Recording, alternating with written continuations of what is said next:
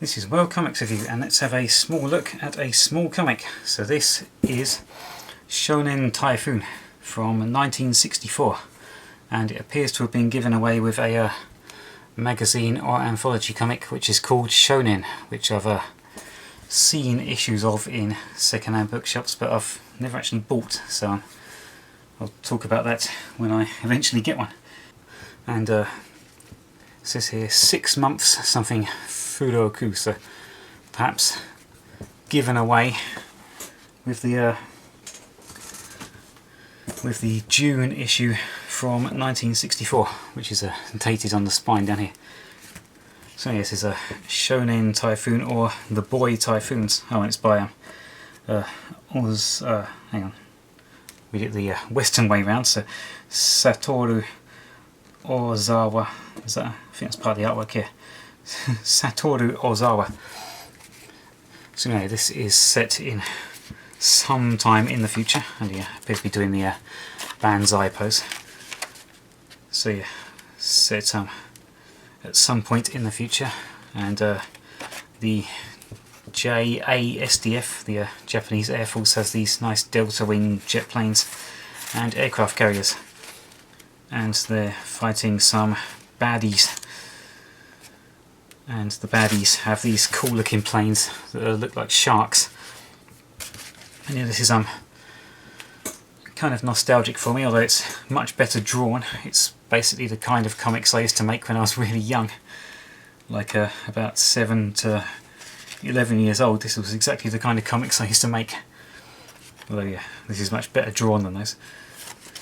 So the Japanese planes take off, start fighting these enemy shark planes. One of them gets shot down, and one of the shark planes gets damaged on its bombing run. Oh, they launched torpedoes at the aircraft carrier, but managed to miss. Aircraft carrier swerves out of the way. Launched some anti-aircraft missiles. One of them, the enemy planes, gets hit and decides to kamikaze, I guess, but also misses. But it drops a bomb which damages the aircraft carrier.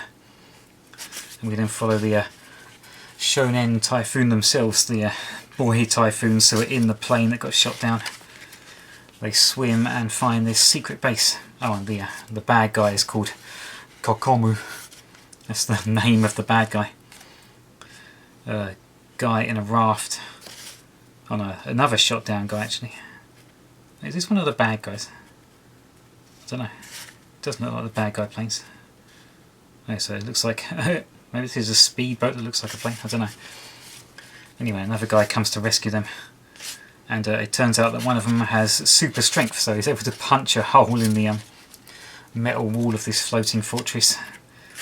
They find that it's worked by robots, get captured by robot security guards which are bulletproof, but the super strong guy just punches a hole in the robot and destroys it. They get captured by Kokomu, the leader of the bad guys, who's wearing the same costume as the robot guards, and they capture him, radio to the aircraft carrier, which launches unmanned drone missiles, and a rescue plane blows up the base and rescues the boy typhoons, and that's it. Pretty simple and straightforward adventure, and yeah, kind of nostalgic because it's exactly the kind of simple and straightforward adventures ending with a huge explosion that I used to draw when I was a kid. And on the inside back cover we've got a profile of the Yamato, the World War II battleship, and on the back something about the Zero, and it cost 50 yen. Maybe they're advertising a model of the Zero you can buy or something. So yeah, very small comic, possibly given away free with the June issue of Shonen from 1964, and yeah, there seems to be quite a common format of manga in the 1960s. You see a lot of these books in a mandarake, often in these giant, like A3 size folders, really big plastic folders about this, well, as thick as this book, and an A3 size, and 4 of these on each kind of plastic page of the book, and they're fairly common in Mandarake, but surprisingly expensive too. They can go for about 2,000 yen each. Although if I remember rightly, I found this one at a boot sale, which is held every year near the Osaka Prefectural Government offices, which is has a boot sale in May each year, although not the past 2 years for obvious reasons. I'm pretty sure I got this one there for just 200 yen. But yeah, if you find these in Mandarake, they tend to be a lot more expensive, and they're kind of rare in other bookshops, but tend to be cheaper in there. And yeah, they're not all fun boys' own adventures like this. There's like romantic ones and a lot of samurai ones and baseball ones and any sort of genre really.